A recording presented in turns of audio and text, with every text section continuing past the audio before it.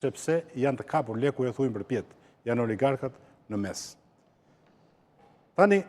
vjedhja është bërë aq e madhe sa këta nuk ngopen. Me këto lek që këta kanë marë,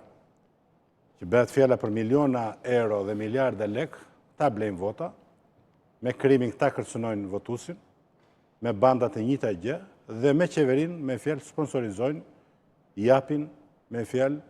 qofshin 100.000 lek për pensionistët, qofshin falet e gjobave, apo për problemet e drogës, bjene parcela e me radhë.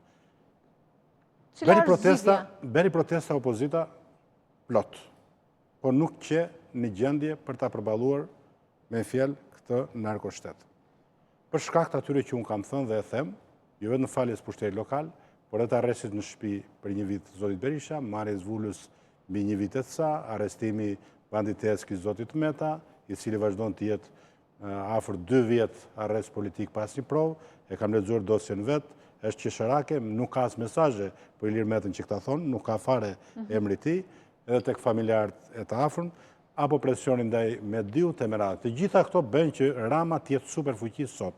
të lobojë me ndërkombëtarët, të blejë me gonigalet dhe të tjerë,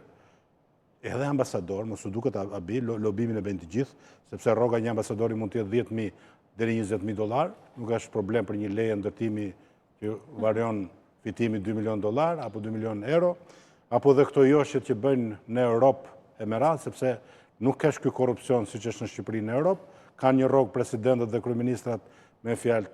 të vendosur nga vendet e tyre, por kur vend dhurata të majme, sigurisht që këto janë, edhe të gjitha këto janë në dëm të popullit shqiptar i cili është populluar masivisht e me radhë.